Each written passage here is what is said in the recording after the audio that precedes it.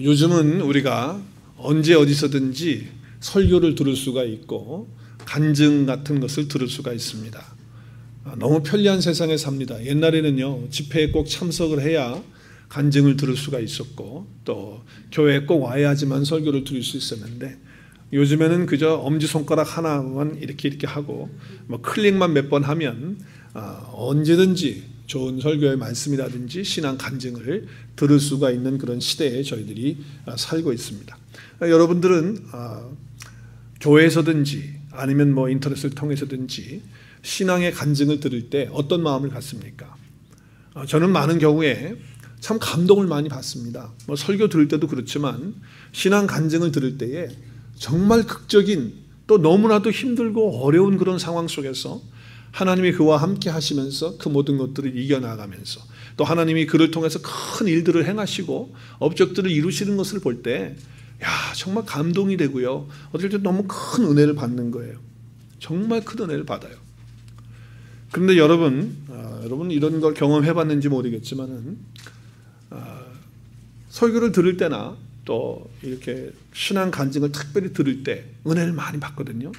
근데 받고 난 다음에 조금 돌아서서 생각을 해보면 뭔가가 마음이 답답하고, 그리고 뭔가가 마음에 좀 비참한 그런 마음, 왜 그런 게 있을 때가 있어요. 여러분들은 경험 안 해보셨는지 모르겠는데, 그래서 한 구석에 어떤 답답함이나 또 어떤 마음의 찹찹함이나 아니면 어떤 좀 힘든 그런 부분들이 있어요.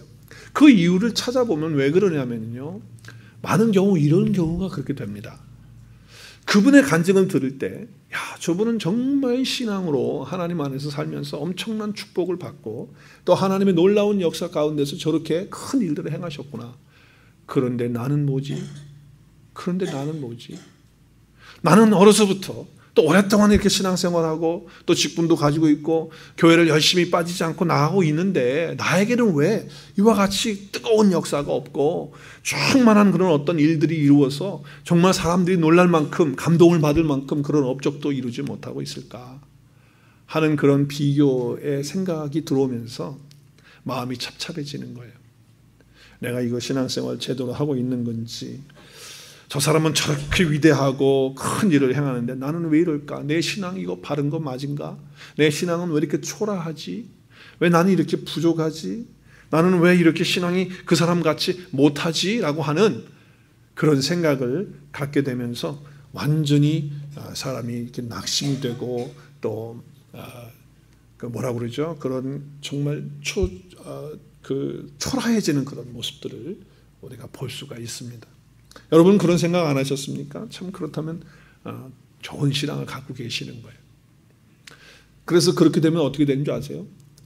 이렇게 은혜 받아서는 안 돼. 나도 저 사람처럼 저렇게 큰 은혜를 받고 나도 좀 뜨겁게 뭔가 불을 받고 나도 저 사람처럼 저렇게 해야지.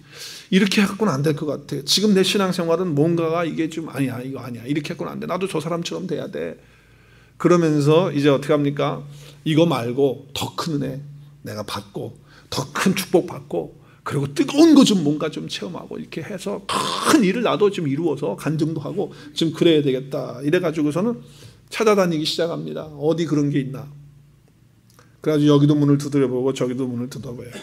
그러다가 이상한 모임에 가는 거예요. 그 이상한 모임은 어떤 모임입니까? 뭘 받았다는 거예요. 뭐가 막 내려온다는 거예요. 막 뭐가 보인다는 거예요. 그래, 나도 한번 가보자. 그래서 가는 거예요. 그래서 이상하게 신비적인 신앙으로 이상해지면서 또 극단으로 가다 보면 이단에 빠져갖고 나오질 못하는 그런 상황이 되어지는 것이죠. 여러분 이것은 참 잘못된 거예요. 물론 영적인 열심에 대해서 은혜를 사모하는 그 마음에 대해서는 그거는 참 좋은 거죠. 그건 얼마나 좋은지 몰라요. 하나님의 말씀을 사모하고 더 큰 은혜를 받고자 하는 그 열망은 참 좋은 것이에요. 그런데 내가 지금 믿고 있는 나의 신앙, 저 사람과 비교할 때 저 사람은 큰 일을 이루었는데 나는 그거 하나도 못 이루고 이 평생 동안 신앙생활 하면서 그냥 그저 교회 다니고 그저 예수님 믿고 하나님 믿고 살아가는데 뭐 특별한 거 없는 거, 이것 때문에 마음에 어떤 초라한 모습이라든지 비굴한 마음이라든지 아니면 내 스스로가 나 참 불쌍하다라고 이렇게 여기는 것은요, 이것은 잘못된 반응이고 신앙의 부작용이다라고 하는 거예요. 여러분, 꼭 신앙의 능력이 있어서 엄청난 일을 해야 제대로 신앙생활을 하는 겁니까? 그런 데서 우리는 좀 탈피를 해야 돼요.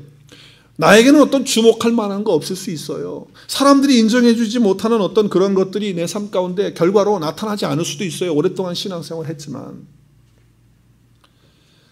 그래서 평범하게 보인다 할지라도 오늘 설교 제목처럼 신앙은 신앙 그 자체로 아름다운 것인 줄로 믿습니다. 신앙이 뭡니까? 하나님을 믿는 것입니다. 하나님이 나와 함께 하심을 믿는 것입니다. 예수 그리스도가 영으로 나와 함께 계시고 그분의 말씀이 나와 함께 있는 것을 누리면서 관계를 가지면서 하나님과 함께 하는 것이 신앙인데 그 신앙 자체가 아름다운 것이에요. 뭘 많이 이루고 행하고 뭐 업적을 나타내고 물론 그런 게 있으면 좋겠지만 없다 할지라도 신앙은 신앙 그 자체로 아름다운 것이다. 오늘 그것을 우리 마음에 새겨야 돼요. 여러분, 오늘 이것을 우리에게 잘 보여주고 있는 본문이 오늘 읽은 우리 느헤미야서 10장의 말씀이에요. 지금까지 우리 느헤미야서를 강의하면서 여러분 한번 정리를 간략하게 하면 페르시아에 있던 느헤미야가 하나님의 감동을 받아서 성벽이 무너졌다는 소식을 듣고 오잖아요. 그래서 와서 어떻게 합니까? 백성들과 함께 사람들을 모아서 52일 만에 성벽을 다 재건합니다. 근데 그 재건한 것만으로는 아니에요. 왜냐하면 그거는 재건했을 뿐이지 그 안에 더 중요한 것이 있었어요. 생명이 있어야 되고 말씀이 있어야 되는 거예요. 그래서 어떻게 합니까? 느헤미야 백성들이 어떻게 하죠? 그 당시에 율법 학자이면서 제사장인 에스라를 초청해서 어떻게 하죠? 하나님의 말씀을 듣습니다.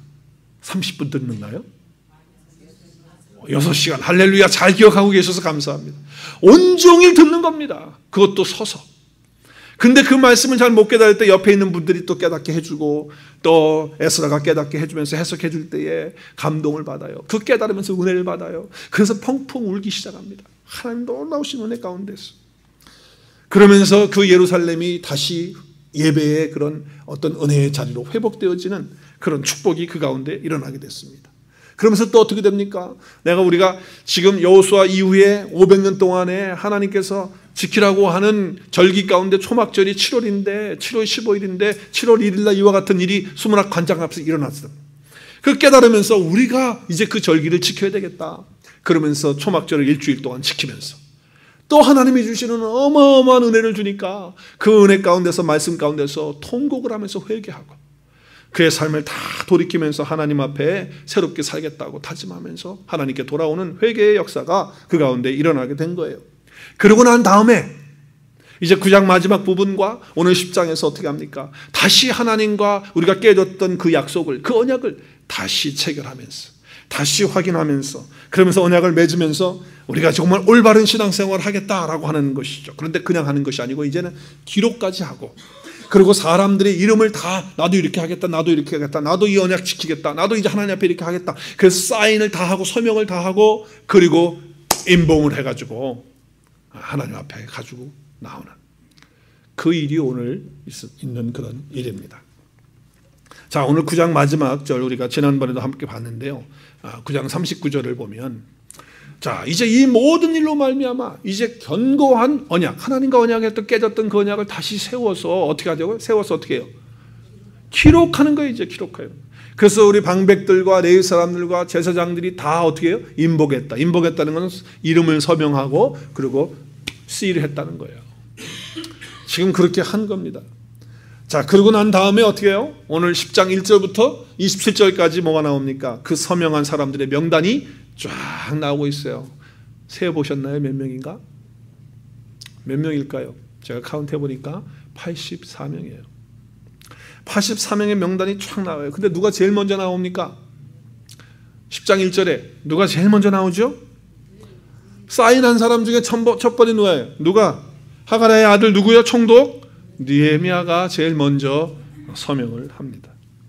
솔선수범하는 거예요. 우리가 느헤미야의 지금 삶을 통해서 볼 때 항상 먼저 자기가 본을 보이고 솔선수범하면서 같이 하자고 하지 자기는 하탄하면서 팔짱 끼고서 다 하십시오. 이렇게 하십시오. 저렇게 하십시오. 그런 사람이 아니에요. 항상 먼저 솔선수범, 먼저 본을 보여주는 그런 사람이에요. 우리말에 보면요 참 좋은 말들이 많이 있어요. 정말 잠언 33장 이하에다 넣어야 돼요. 그런 말씀들은. 윗물이 맑아야 아랫물이 맑다.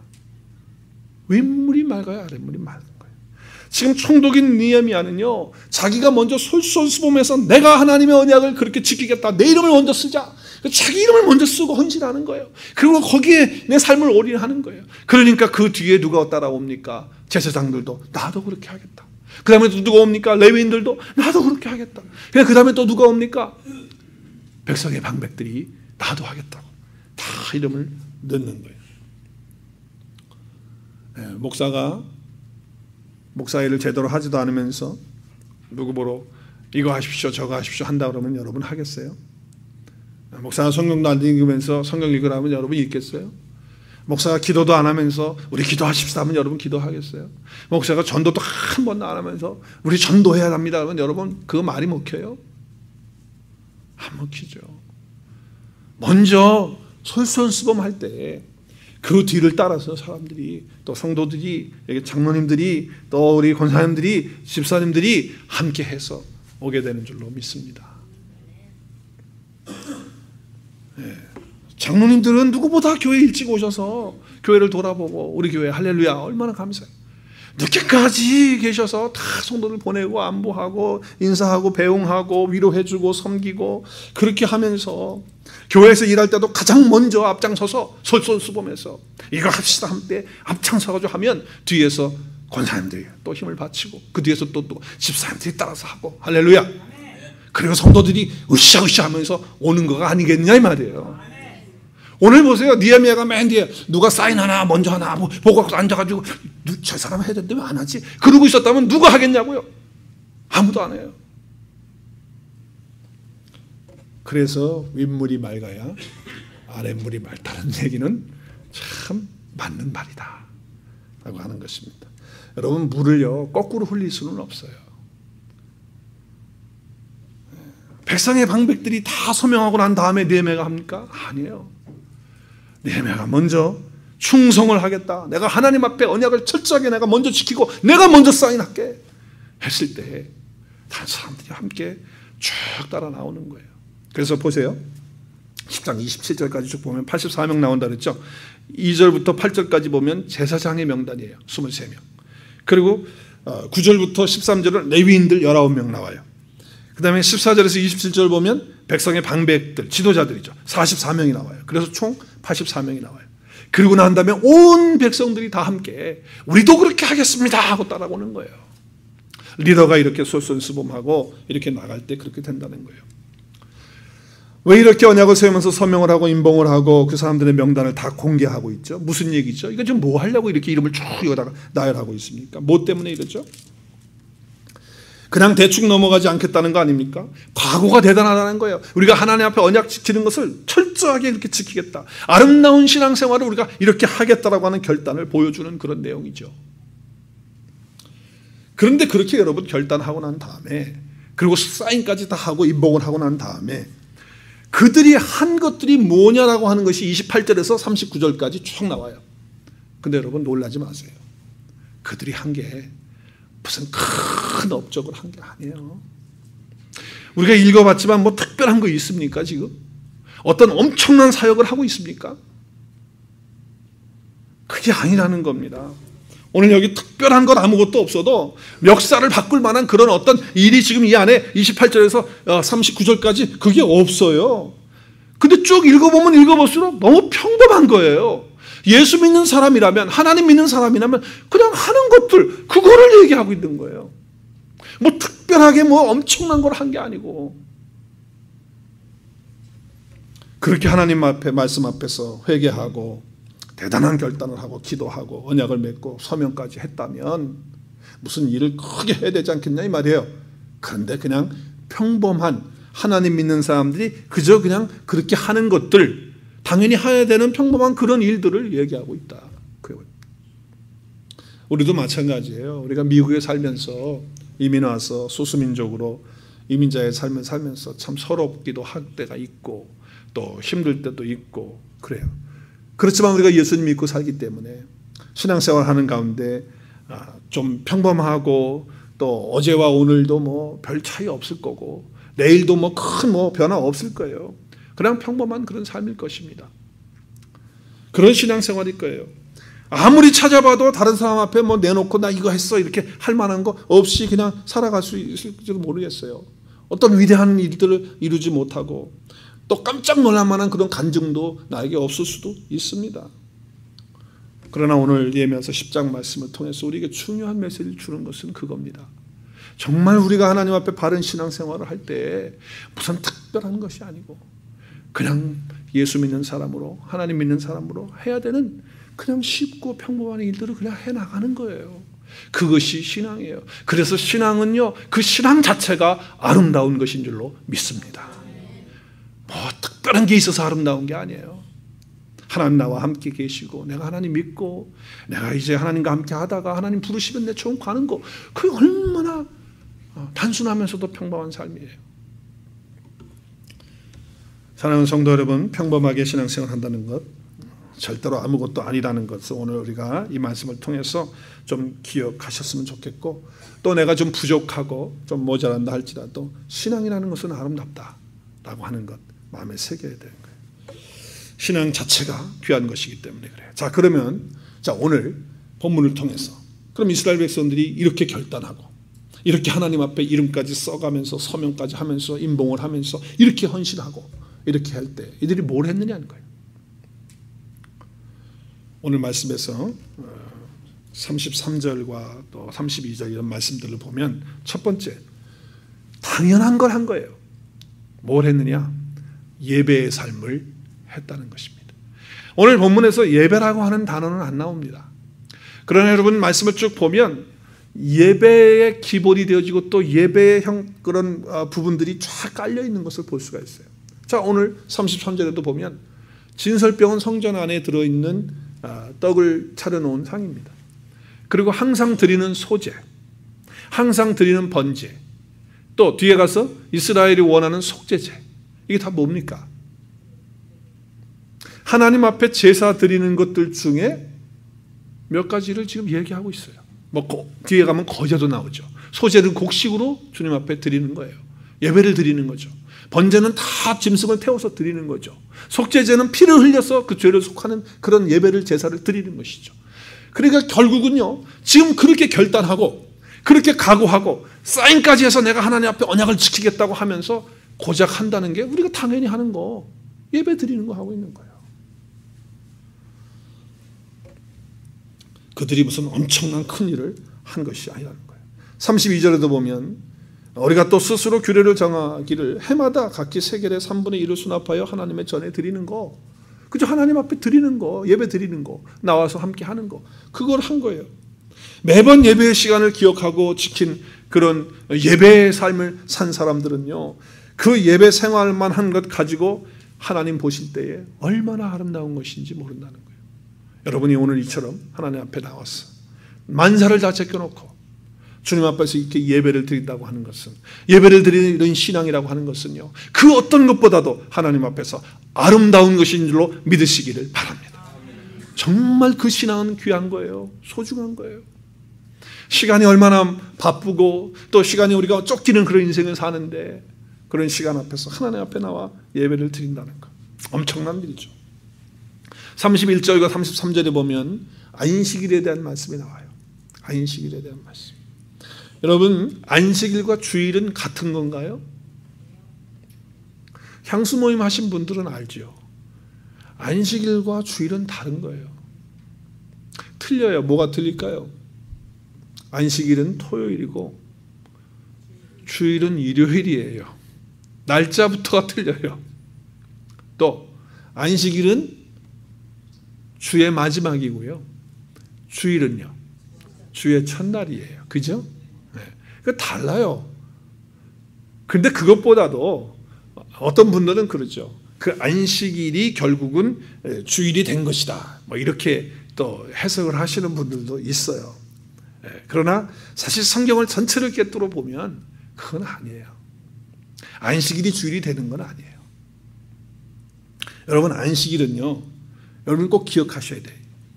안식일에서 있어서는요, 안식일은 날을 지키는 거예요. 날을 지켜요. 그 날을 지키는데 어떻게 지킵니까? 아무것도 안 하고 밥 먹는 숟가락질도 노동이기 때문에 이거 아마 몇 번까지밖에 허락이 안 될 것 같아요. 보리를 갖다가 쌀을 갖다가 이렇게 좀 비벼가지고 먹는 것도 이것도 노동이라서 이것도 안 돼. 그러면 걸어가지도 못하고 그러면 숨만 쉬고 있어야 돼. 숨만. 그래서 안식일은 아무것도 안 하고 쉬는 날로 그냥 나를 지키는 것으로 안식일은 강조를 해요. 구약에서. 근데 주일은요, 나를 지키는 게 아니에요.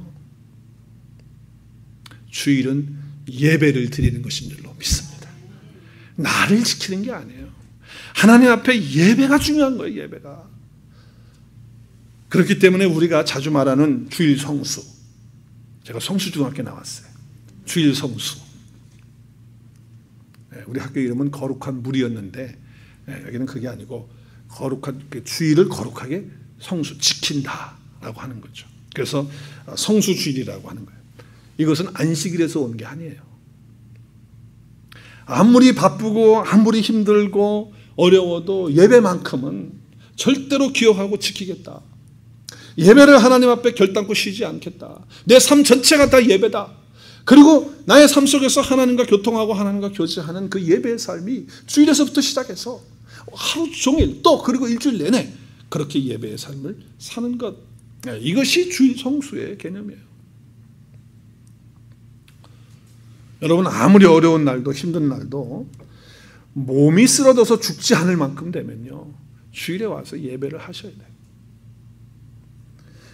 비록 그들이 어떨 때는 우리가 좀 힘들고 어렵다 할지라도, 여러분 보세요. 우리 선조 조상들이요, 우리 믿음의 사람들이 정말 그들은 가난했습니다.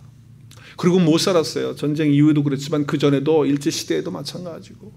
그래서 보릿고개가 있고 정말 그렇게 역사적으로 너무 어두운 그런 시간들을 우리 선조들은 다 보냈습니다. 그럼에도 불구하고 그들은 예수 믿고 신앙생활을 하면서 예배만큼은 빠지지 않으려고 안간힘으로 지키면서 신앙의 결단을 하면서 하나님 앞에 예배를 드렸어요. 왜? 신앙에 있어서 예배는 가장 중요한 것이고 하나님이 기뻐하시는 것을 알았기 때문에. 무슨 큰 일을 하고 업적을 나누고 무슨 봉사를 엄청나게 해가지고 한 그것보다도 하나님이 예배를 기뻐하시기 때문에. 그래서 신앙생활에 있어서 아주 당연하고 그리고 평범한 그것이 뭐예요? 예배인데 오늘 이스라엘 백성들은 하나님 앞에 언약을 하면서 자기들 이름까지 서명하면서 한 것은 예배였다는 거예요. 예배를 회복하고 있다는 거예요. 자, 두 번째는요. 두 번째는 그들의 신앙생활에 봉헌, 연보 생활이 있었다는 것입니다. 오늘 34절에서 37절까지 말씀에 보면요, 분명하게 나와 있습니다. 지금 느헤미야와 함께하는 이스라엘 백성들은요, 지금 아직도 페르시아의 식민지하에 있습니다. 여러분, 식민지화가 되면요, 물질이 별로 없습니다. 그리고 노동은 많이 해야 되고요, 그리고 먹을 것도 없고 힘든 그런 삶이 되는 거예요. 그럼에도 불구하고 오늘 34절에서 37절까지 말씀을 보면 자기들의 소산 얻은 것들 있잖아요. 농사 져가지고 한 것들, 그러면 이제 또 페르시아에게 조공을 바치고 남은 거 얼마나 힘들겠어요. 근데 그 가운데서도 하나님 앞에 첫 열매를 가져오고 소산물을 가져오고 그리고 자기가 주어진 포도주와 기름을 하나님 앞에 갖고 오고 제사장들에게 드리고 하면서 하나님께 드리는, 그리고 10의 1조를 하나님 앞에 드리는 그런 일들을 했다라고 하는 거예요. 여러분, 이 세상에서 물질이 소중하지 않은 사람이 어디 있겠어요? 다 소중하죠. 많이 벌면 많이 버는 대로 고민이 있는 거고요. 적게 벌면 적게 버는 것만큼 또 어려운 거예요. 이게 다 힘든 거예요. 그렇지만 물질은 다 자기에게 중요하고 다 필요한 거 다 알아요. 그럼에도 불구하고 그들은 하나님을 사랑하고 하나님의 성전을 사랑하고 하나님의 나라를 바라봤기 때문에 힘들고 어렵지만 성도로서 또 믿는 신앙인으로서 마땅히 해야 되는 하나님 앞에 드리는 봉헌, 그 연보를 주님 앞에 드렸다고 하는 거예요. 물질을 많이 드리는 것, 적게 드리는 것, 그것이 문제가 아니에요. 우리 예수님께서 하루는 성전 앞에서 조금 짓궂은 행동을 하셨어요. 구약에도 그렇고 신약에도 그렇고 사실 헌금 주머니를 돌리는 것은 성경에는 한 번도 없어요. 성전에 예배 드리러 오다가 들어오면서 헌금을 하게끔 돼 있어요. 그래서 사실 우리 교회도 그렇게 했다가 요즘은 바꿨는데, 예수님이 참 좀 개팍하셨던 것 같아.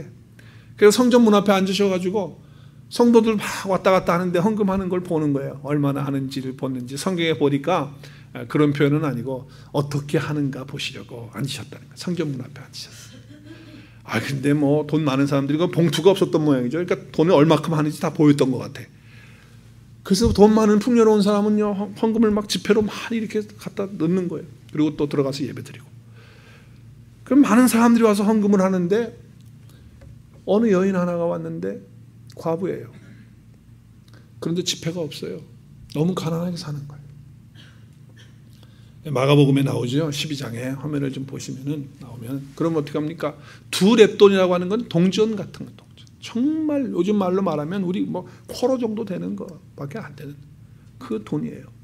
그것을 2개를 예배 드리러 가면서 그거를 땡그랑하고 다른 사람도 소리가 하나도 안 났을 거예요. 그렇죠? 근데 얼마나 창피해. 땡그랑 소리 나니까 동전 넣는 거 다 알 거예요. 근데 주님 뭐라고 그랬어요? 주님 어떻게 사람들에게 평가하죠? 오늘 많은 사람들이 헌금을 하고 들어갔다. 그런데 오늘 누가 제일 많이 헌금한 줄 아느냐? 2렙돈을 헌금한, 연보한 그 과부가 가장 많은 헌금을 했다. 왜요? 왜? 자기의 모든 소유가 생활비 전체를 다 하나님 앞에 드렸다는 거예요. 그게 다였어요. 정말 힘든 가운데서 자기 지금 먹을 것도 없는 그 상황에서 하나님을 사랑하는 그 마음 때문에 하나님 앞에 그렇게 드렸을 때 주님께서는 그것을 받으셨어요. 많고 적은 것이 문제가 아니에요. 그러나 이런 경우는 하나님이 마음 안 받으시겠죠. 많이 있는데 그것도 아까워서 조금 낸다고 하는데 그 조금이 그래도 상당한 액수예요. 주님이 기뻐하실까요? 그 마음을 주님이 받으시는 거예요. 헌금에 있어서 우리 연보에 있어서 중요한 것은 얼마만큼 많이 드리느냐가 아니고 그 사람의 마음 자세와 생각이 어떠하냐 라고 하는 것이 중요한 거예요. 그래서 고린도후서 8장 2절에 보면 이렇게 얘기를 해요. 환난의 많은 시련 가운데서 그들의 넘치는 기쁨과 극심한 가난이 그들의 풍성한 연보를 넘치게 했다. 지금 빌립보 교회, 마게도니아 교회, 고린도 교회가 참 어떤 그 흉년을 맞은 것 같아요. 너무 어려운 것 같아요. 그런데도 불구하고 풍성한 연보를 하나님 앞에 드렸다고 칭찬하고 있어요. 고린도후서 9장 5절부터 7절까지 말씀을 보면 연보는 미리 준비해야 된다는 거예요. 그냥 정성 없이 그냥 하는 거는 그거는 억지로 하는 것이다. 5절 마지막 부분에 보니까. 그리고 7절에 가서 뭐라고 말합니까? 7절 우리 같이 읽었으면 좋겠어요. 시작.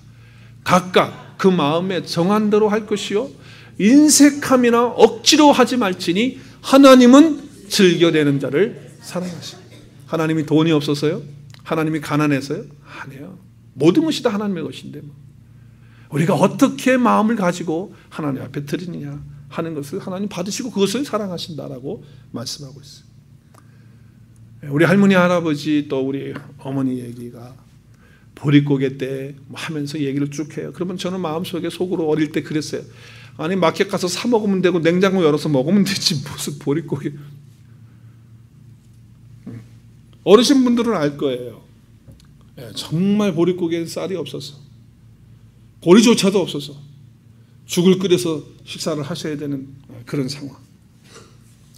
그런데 그런 상황 속에서도 우리 믿음의 어머니들은요, 하나님은 얼마나 사랑했는지 정말 식구들 먹일 쌀이 없어가지고 힘든데 밥을 지을 때마다 쌀 한 움큼을 퍼가지고 봉투 자루에다가 넣는 거예요. 그것을 가리켜서 성미라고 했어요. 성미. 거룩한 쌀이다. 그래서 그것을 부엌에서 담아가지고 혹시 그런 거 아시는지 모르겠어요.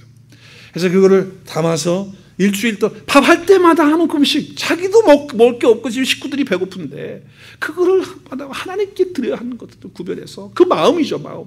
한 움큼을 해서 거기다 담아요. 그래서 주일날 되면 그것을 이렇게 자루가 이렇게 끈이 이렇게 있어요. 착 해가지고 주일날 그걸 가지고 갔어요. 그래서 주님 앞에 예배하면서 드리는 거예요. 저도 어릴 때 저희 집에 부엌에 보면 그 성미 자루가 있었어요. 그래서 그것이 하나님이 드십니까? 그 쌀을? 그 밥을 하나님이 해서 드세요?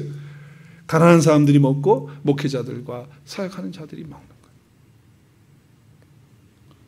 요즘도 그러시는 분들이 있는지는 모르겠지만 제가 한국에 있을 때 이런 일이 있었어요. 학교를 졸업하고 첫 직장을 잡았어요. 하나님 허락하시고 너무 감사하잖아요. 그래서 직장에서 열심히 한 달 동안 일했는데 한국은 한 달에 월급을 마지막 때 주잖아요. 그러니까 월급을 받아가지고 직장 주신 것이 너무 감사하고 또 이 직장에서 하나님의 은혜가 늘 함께 하기를 원했어요. 그 첫 월급 봉투를 전체를 다 하나님께 감사함으로 첫 열매라고 써가지고 첫 열매입니다. 하나님 감사합니다 하고 드려요.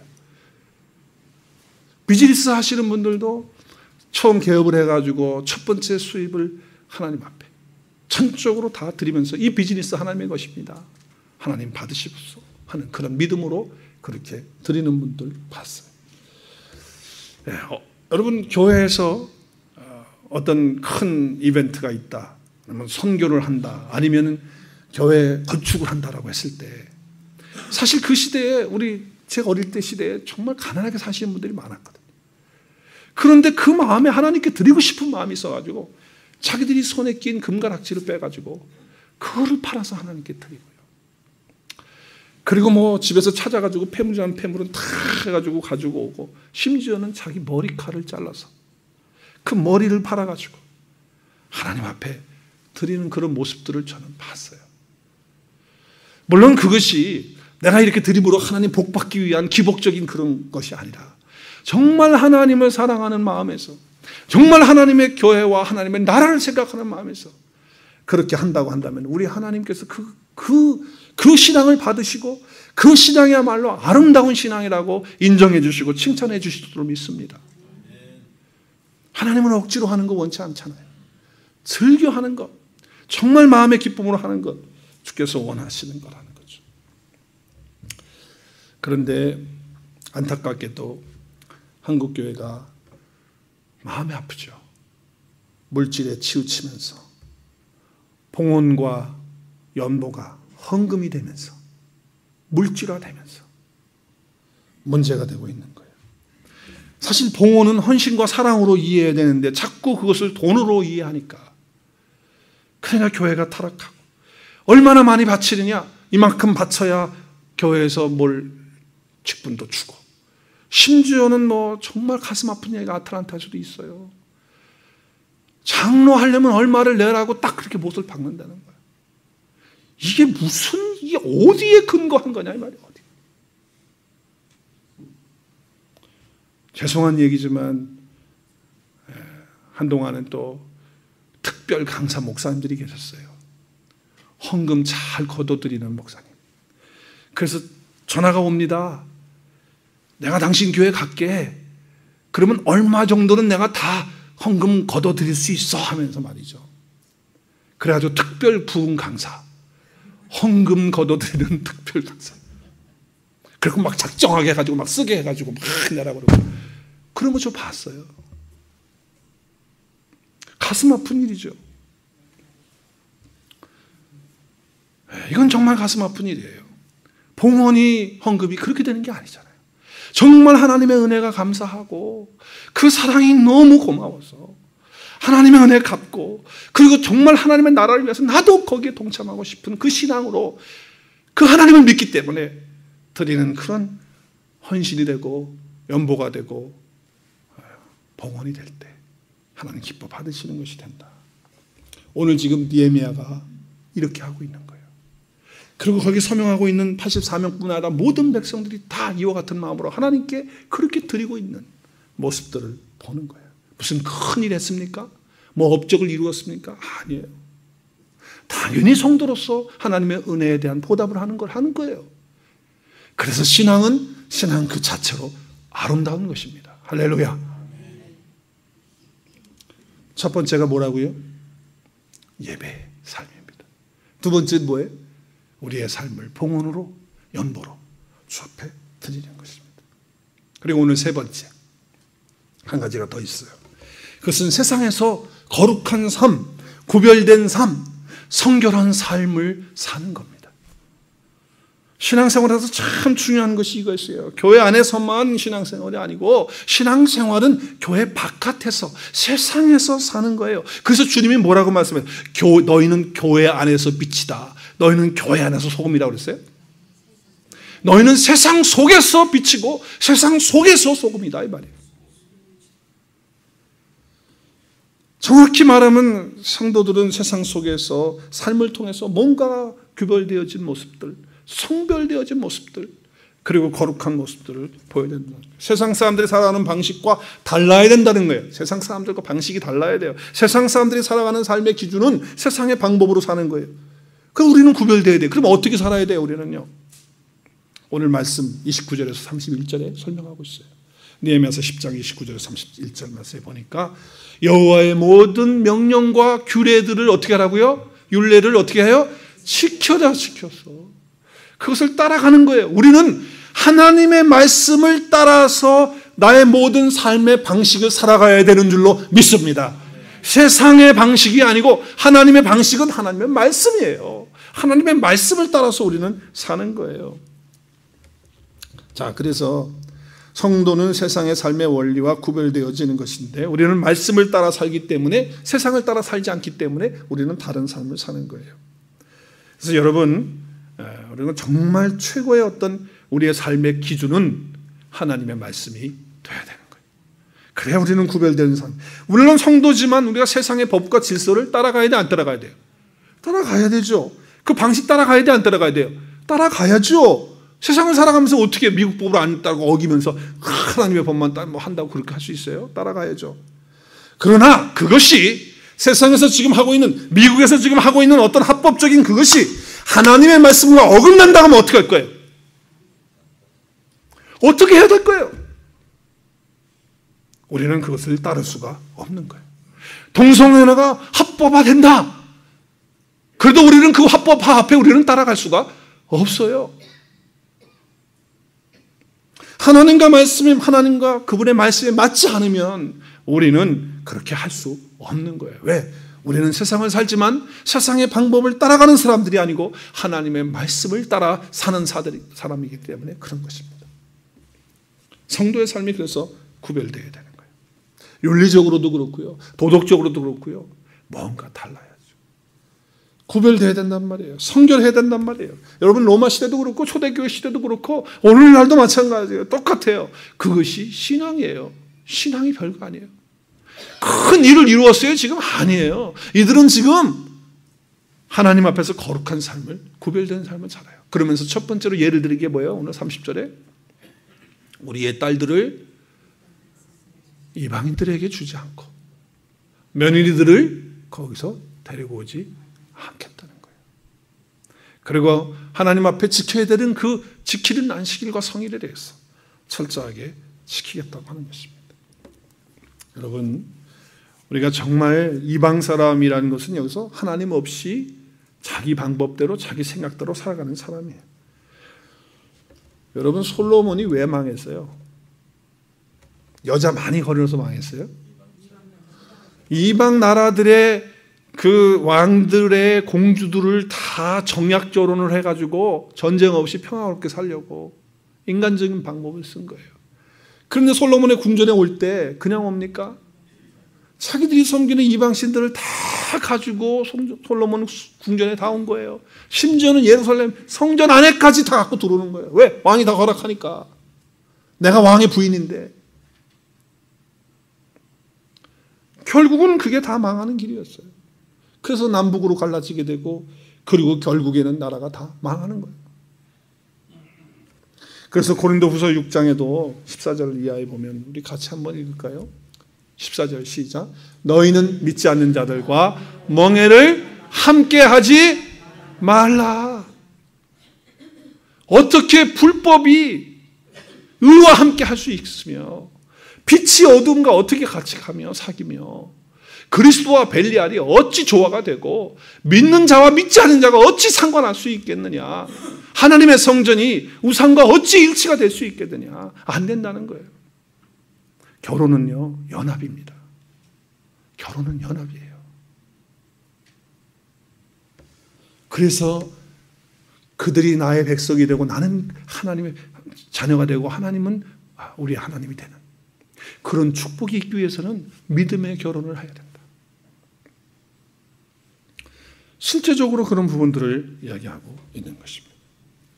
사랑하는 성도 여러분, 성도의 너무나 일상적인 삶, 절대로 하찮은 것이 아닙니다.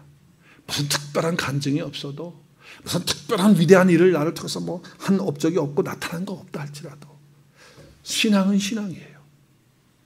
신앙은 신앙이야. 하나님 믿고 하나님과 나와 함께하는 삶을 통해서 내 삶 전체가 다 예배가 되고, 또 정한 예배 시간에 하나님 앞에 철저하게 그 예배 시간을 그 자리에 나오는 것이고, 그리고 내가 마땅히 하나님 앞에 감사로 드려야 되는 그 삶을, 더 그 어떤 연보를, 그 봉헌을 하나님께 드리는 것. 그리고 이 세상에서 믿지 않는 사람들과 세상의 방법을 추구하고 살아가는 사람들이 아닌 우리는 하나님의 방법을 따라서, 그분의 말씀을 따라서 살아가는 것, 그것이 다 뭐예요? 신앙이에요. 뭐 특별하게 무슨 큰일 잡고 그런 거 무슨 불 받고 엄청난 그런 간증만이 그게 신앙입니까? 그것 때문에 위축될 것도 없고, 그것 때문에 마음속에 초라하게 느끼고 그럴 필요가 없다. 한번 따라 하십시다. 신앙은 신앙 자체로 아름다운 것입니다. 믿으십니까? 네, 오늘 예레미야 말씀을 통해서 이와 같은 귀한 은혜를 가지고 신앙을 통해서 정말 아름다운 삶을 하나님께 드리는 저와 여러분 되실 수 있기를 주의 이름으로 축원합니다.